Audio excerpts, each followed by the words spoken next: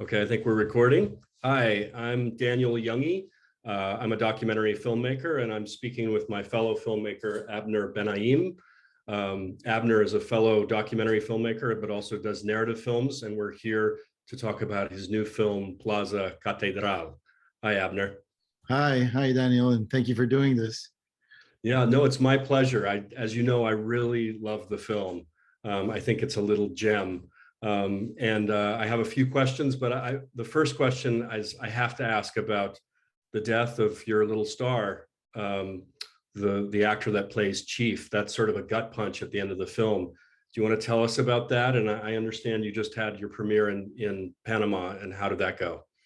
Yeah, well, yeah, I mean, it's just really, the definition of tragedy. We made this film thinking that it was going to be a realistic, a hard film to watch, maybe for Panamanians, because it deals with real issues. But I never thought that months before the premiere, I got the news that the one of the lead actors, the kid, a 15-year-old, had been killed, and it's he played a character in the film that was at risk, and we were talking about those kinds of issues, but he wasn't one of those kids. He was at risk in the sense that he came from a neighborhood that's really tough and very poor, and he didn't have any opportunities, but he was being saved in a way by dancing. He was a contemporary dancer in our organization here that helps kids in the neighborhood, and he was doing well in school. But I think in a way he was a victim of the pandemic, because he couldn't go to school, he couldn't go dancing. The film was done, and you know how films are. When you're done with shooting, it seems like there's nothing there until the premiere. So the film wasn't doing anything for him, and I would talk to him every once in a while, but it's not that I could do for that much for him. And I knew that the film would change his life, but he never got a chance to even watch the full film. The last time I talked to him, I did tell him, although I don't like making promises to young actors like that, I felt I had to, because I wanted him to have hope. And I said, "You're incredible in the film. Everyone that watches the film tells me about you and how you're such a talent, and you just wait and see." And I told him all that, knowing that it was real, and that I could tell him that. So it's really a shame. It's a lot of potential and a lot of hopes and dreams, and it's someone who was very dear to us. You know how it is when you make a film, you become family in a way. And yeah, we showed it now in Panama, and it was a very, very emotional premiere. We did like a tribute to him. Showed a clip of him before the movie started, and his grandmother spoke, and she's a preacher and a very strong woman, and very optimistic, in a sense, after having lived such a hard life and having lost him. And it was very very moving, very exciting in a strange way moment, but it was an excitement felt by everyone in the audience. I was a little bit stunned by the whole situation. It was maybe so much that I got to a point where I couldn't even feel anymore. Why did you choose to cast, as we say, unprofessional, non-professional actors, amateur actors? My understanding is that Alicia was the only professional, and by the way, she's an incredible performance, but all the performances are great, and she's the only professional of the bunch. Why did you choose that? Yeah, there were a couple other in minor roles that had some difficulty, that I also cast professionals with for very little roles. But for the most part, and for one of the most important parts for Chief, it was all non-professionals. I mean, first thing, it's out of need, because if you go to a casting agency, those people don't exist, especially in a place like Panama, where when you're looking for someone for a movie here, usually in the casting agencies, they would have people that either look like models or look from, or from a certain socioeconomic background. I was looking for a 15-year-old or 14-year-old that looked like he was in the process of becoming a man, but a boy man, and tough, but also sweet, and that really came from one of these neighborhoods, who knew what was going on when he acted, and when he said those words, those texts, that he knew exactly what world they were coming from. And Fernando came from a open casting that we did in the neighborhood where we were about to shoot, which was his neighborhood. And he just came in. He didn't even tell his grandmother or his teachers, no one. He just came in. He said, "Okay, there's a movie going on in my neighborhood. I'll be in it." And he was like, he impressed us from the first test.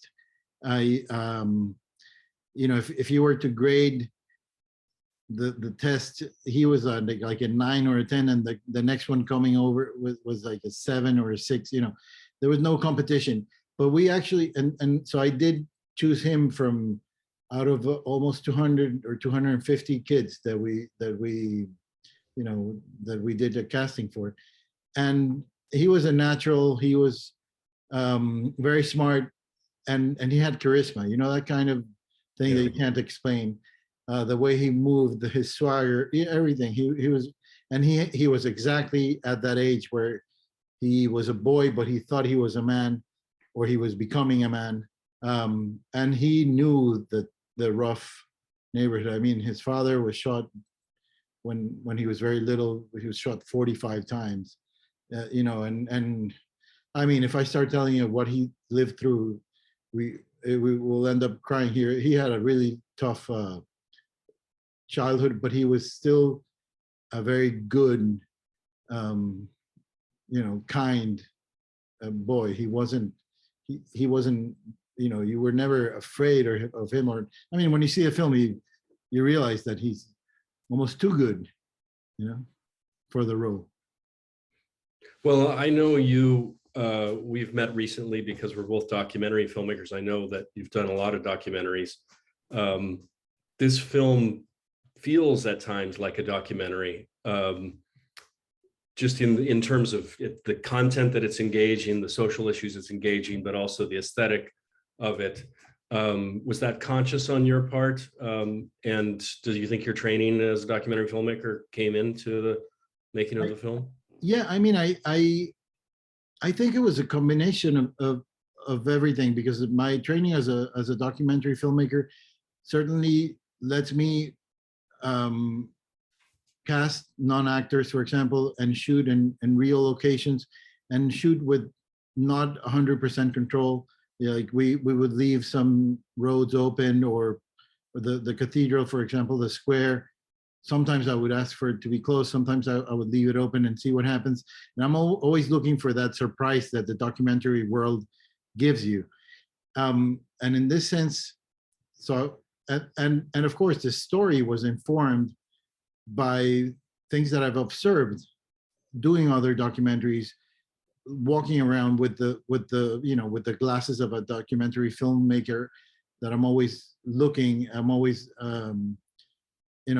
it's the social issues here in Panama are so urgent, and they're so evident, that I would really have to look away as a filmmaker not to encounter them. That's how I feel. They jump at me. So I've been doing documentary films about social issues here in Panama since I got here, pretty much since I came back from film school. And for this one, I actually wanted to make a more intimate, personal film, and just have the social issues be in the background. But the background sort of, I don't know, it sort of ate up the foreground in a sense. It's because it's so strong that it can't be a background. It can't be just the backstory. The social differences and the problems that we have here in Latin America, because it's not only Panama. Well, you have them in the States as well, but they're not as famous. That really became especially poignant when Fernando got shot, and then the film is not only a film anymore, but it's, you know, it's reality. Testament.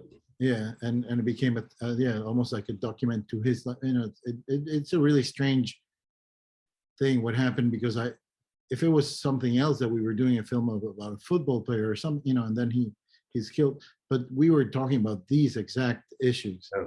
Some people have even asked me if I changed the ending knowing that he died, and I said no, we only added the dedication, the text that dedicates the film to him and against juvenile violence. But we didn't, of course, we didn't touch it. The film was done. Abner, why Plaza Catedral, Cathedral Plaza? Why what does that signify to you? I mean, I know ostensibly Panama, like all most Latin American countries, it's a Catholic, nominally a Catholic country. Is there some sort of social commentary meant, especially in terms of those social issues you just mentioned? Yeah, I think, well, first of all, it's the main plaza in Panama's old quarter. And I used to live there for a year or so, so I know it very well. And it's a symbol in a sense of you know, it's really a symbol of gentrification nowadays, because it's in the heart of the old city, where it's one of the only places in Panama where rich and poor still sort of live in the same area. I mean, if you walk 2 or 3 blocks away from that plaza where it's all redone and now it's all beautiful, you're in one of the worst neighborhoods in Panama. So it's just, you know, it's a complex and interesting area in that sense. And what you're mentioning, the cathedral is a symbol of religion, and I think the key word there is nominal, because Panama is a Catholic country, but people behave in a way where, you know, where that's almost like a thing of the past. And you know, it's hard also, but there are some remnants of that culture of the conquerors, and how, you know, religion will soothe every problem that you have, and that has sort of stayed. And for example, Fernando's grandmother is a very strong woman and she's very smart, but listening to her accept the death of her grandson,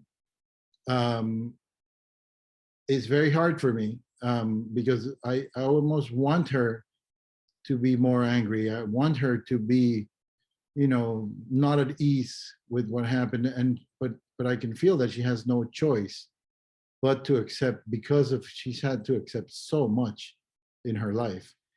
And yeah, I guess, you know, I didn't think of that symbol in that sense when I wrote it. It was just mostly a place of convergence.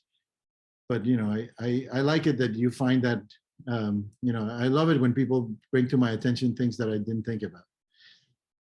Yeah, well, it can be read either way. It can be read as a leftist argument that the church, or maybe the church is part of this hierarchy that has created this imbalance in society. But it also could be read with a conservative viewpoint that the absence of the church, where would have been a structure to help out these poor kids like Chief. So I just, you know, and I think it could be read either way, which I think it's a rich metaphor. Yeah, I think the absence of institutionalized help is definitely, you know, I don't know, you know, exactly where it's coming from. It's a mix of things. It's, you know, lack of government agencies that deal with these issues, or lack. It's just not a priority. And one of the main problems that we have in Latin America, because it's not only Panama, is that people have thought of all this as normal. You know, gangs or kids getting shot or kids shooting other kids. You see it in the newspaper, you turn the page and you say, well, it's another day.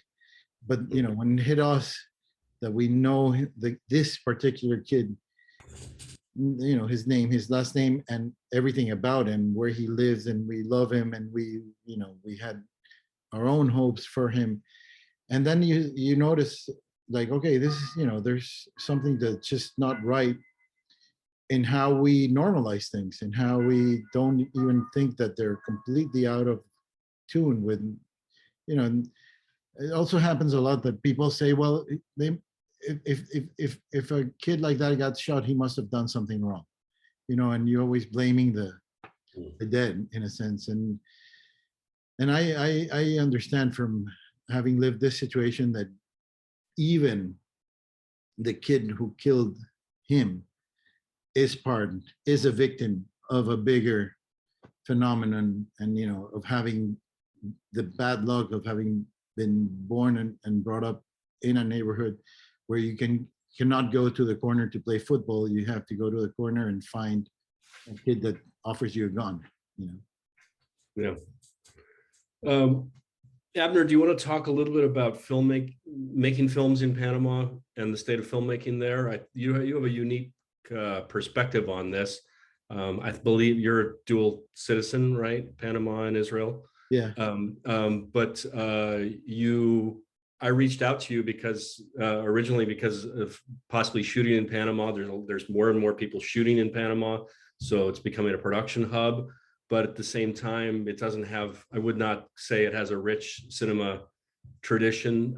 I know that your last narrative film was the first to get commercial distribution in a long time, to get theatrical distribution. So what's going on with the state of film in Panama? And is this film hopefully a signifier of things to come?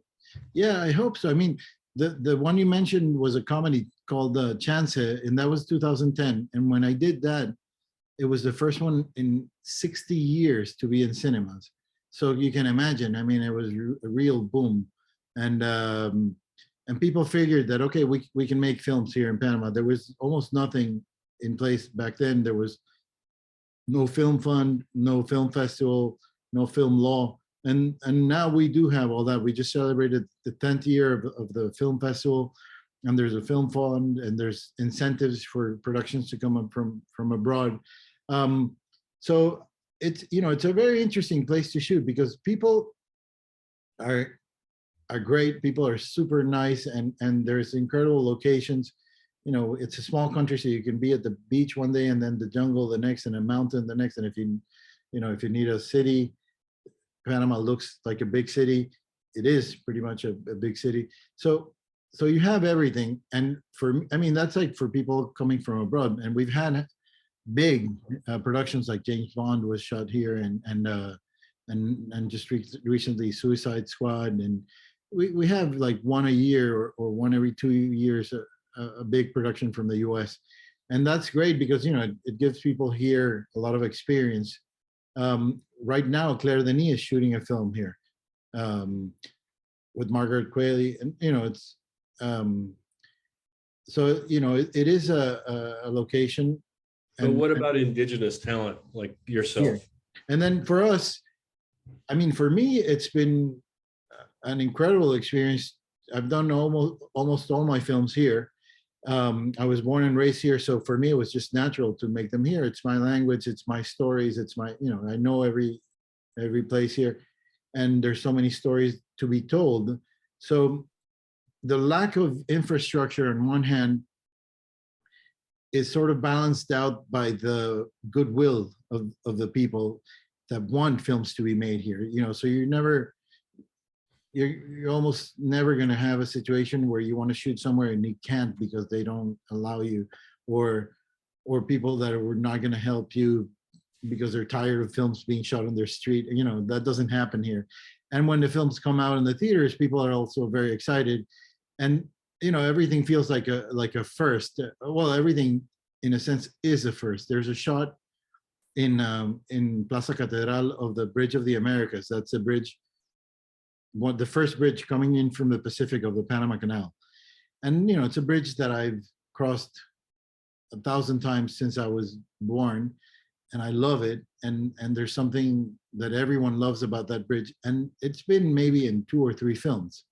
If this was San Francisco, you would have, that would be the, you know, the Golden Gate Bridge, and you've seen it in every film made in San Francisco. You would have seen it 1,000 times. This one, I don't know, it's been shot 3 times or so. You know, like really iconic. The Panama Canal, I don't think it's been in one film yet. You know, it's ridiculous, you know. And when I made the film about the invasion, it was the first film about the invasion made by a Panamanian, because there had been one, you know, of course, which won the Oscar, the Panama Deception, but no Panamanian had done one. Same, you know, so everything feels like a first, and you know, it's really exciting to make films here for me. And what you mentioned before about, you know, non-actors, I love that style of filmmaking, like neorealism. You know, when I saw the neorealist films, I fell in love with them, and I said, I can do this in Panama. You know, if they can do it in Italy in the post-war, where there was nothing, they only had like a camera and a good crew, no, you know, almost no money. And I said, yeah, that's perfect for Panama. Because there's a lot of raw talent, a lot of raw talent in the streets. And if you just tap into it, you feel that there's a lot to be said also. The people do have stories and the desire to tell them. So what's your hope for this film? I know it just got released in Panama. Yeah, well, it just started, and we're just it was shown in Guadalajara, and it took there the best actor and best actress award, and in Panama I got the best film award. So it's, you know, it's off to a good start, but it's also just the beginning.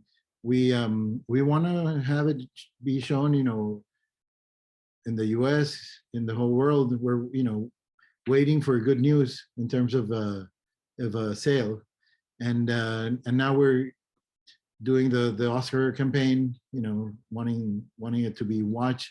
It's been good, because the only problem I've had with the film is to get people's attention to watch it. But once they click play, and then most people come back with a very good response, and a very strong, not just like, oh, I like your film, but something happened to me. Yeah. And that's, for me, that's like the biggest gift. That's what happened with me. Thanks. So, well, I wish you the best with the film. It's really a gem. And thanks for having this conversation. Thank you. And have a good day and good luck. And we'll be in touch. Bye, Abner. Bye-bye.